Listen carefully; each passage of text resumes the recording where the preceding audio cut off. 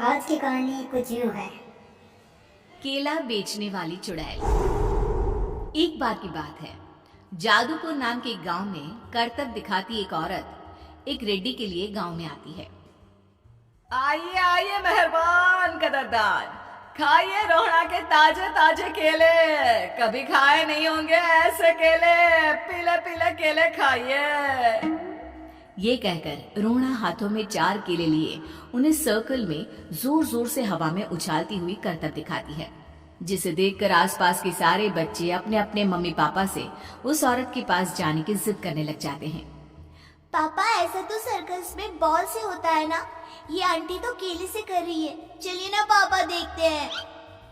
रोहड़ा एक पतली सी तार पर चलती हुई केलों से करतब दिखाती है।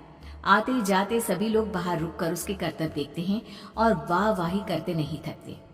जैसे ही एक आदमी पास आकर उसे पैसे देने लग जाता है, तब वो कहती है, अरे नहीं नहीं साहब, मैं करतब तो बच्चों के मन को बहलाने के लिए करती हूँ। धंधा तो मेरा केले का है।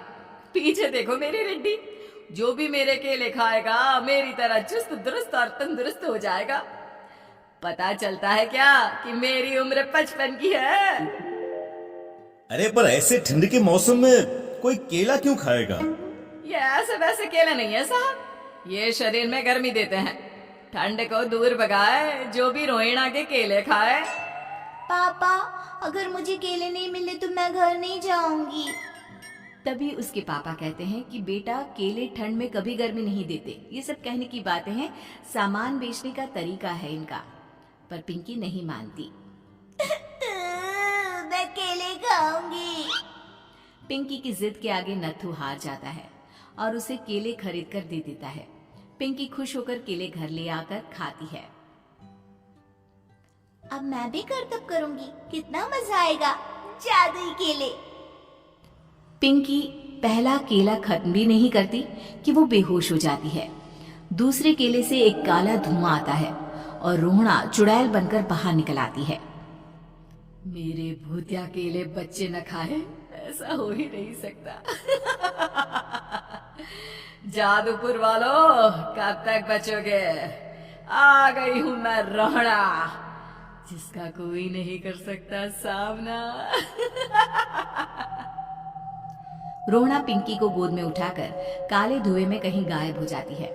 शाम के वक्त नत्थू घर लौटता है और पिंकी को घर में ना पाकर उसकी माँ से कहता है, माँ पिंकी कहाँ है? अरे बेटा, उसे तो तू सुबह करतब दिखाने ले गया था ना, फिर कहाँ वापस आए तुम दोनों? मुझे लगा तू उसे अपने साथ मंडी ले गया होगा। हे भगवान, मेरी बच्ची कहाँ गई? मैं उसे घर ही तो छोड़कर गया था माँ। नत्थू गांव के घर कोने में अपनी बेटी को ढूंढता है, पर उसे वो कहीं नहीं मिलती। परेशान होकर आखिर रो रो कर नत्थू हिम्मत हार कर घर लौट आता है। अगली सुबह रोहड़ा फिर से करतब दिखाने आती है और इस बार पिंकी की तरह रोनी केले खरीद लेता है। 50 रुपए दिए थे पापा ने, सारे पैसों की मैंने केले खरीद लिए हैं। अब मैं भी आंटी की तरह ही करतबबाज बन जाऊंगा। यही सोचते हुए रोनी केले खाता है और पहला अकेला केला आधा खत्म भी नहीं करता कि चुड़ैल उसके सामने आ जाती है। मेरे साथ चलने का समय आ गया है रोनी। ये तो बस शुरुआत है। अब इस गांव के सारे बच्चे धीरे धीरे मेरे कब्जे में होंगे, एक बच्चा भी नहीं बचेगा। ये कहकर रोना रोनी को गोद में लेकर काले धुएं में अदृश्य हो जाती है। इसके बाद हर रोज गांव में से कोई ना कोई बच्चा गायब होता, पर ऐसा क्यों हो रहा है किसी को भी समझ में नहीं आ पा रहा था।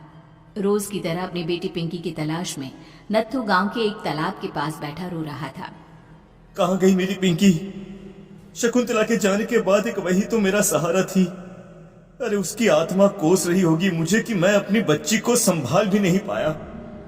नत्थू ये कहता हुआ रो ही रहा था कि तभी तालाब में से उसे शकुंतला की आवाज सुनाई देती है। कहाँ थी तुम शकुंतला? हमारी बच्ची और सारे गायब हुए बच्चे रोहड़ा के कब्जे में हैं। वो बच्चों को जो केले देती है उससे बच्चे बेहोश हो जाते हैं और उसके कब्जे में आ जाते हैं और वो उन्हें ले जाकर काली दुनिया में ले जाती है। पर वो ऐसा क्यों कर रही है?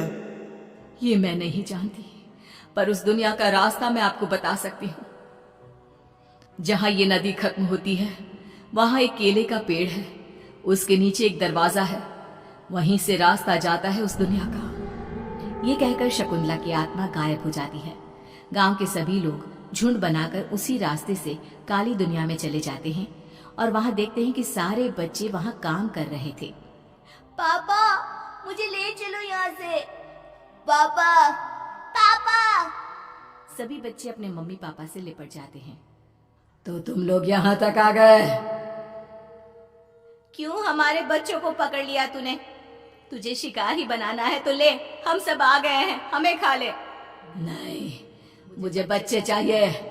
मेरे बच्चे के बदले तुम लोगों के बच्चे। क्या मतलब? मैं इसी गांव में रहने वाली एक औरत थी। केले की चोरी के इल्जाम में मेरे बेटे को गांव वालों ने इतना मारा कि वो मर गया। उसी दिन मैंने ठान लिया कि गांव वालों का भी वही हाल करूंगी। कुछ दिन बाद बेटे के चले जाने के दुख में मैं भी मर गई और मेरी भटकती आत्मा एक चुड़ैल बन गई। और फिर मैंने बदला लिया तुम सबके बच्चे छीनकर। बर्दाश्त नहीं कर पाए ना, सोचो मुझ पर क्या बीती होगी। हमें माफ कर दो रोना, पता नहीं है किसकी गलती थी पर हम सभी माफी मांगते हैं। हमारी खुशियां लौटा दो, तुम भी तो एक माँ हो। गांव वालों की बात सुनकर रोना का मन पिघल जाता है और वो बच्चों को छोड़ देती है। उसके बाद काली दुनिया बच्चों के लिए जादुई दुनिया बन जाती है। अब कोई भी कभी भी वहां आ जा सकता था। कहानी अच्छी लगी हुई तो बताइए आप कौन से गांव कौन से शहर से देख रहे हो।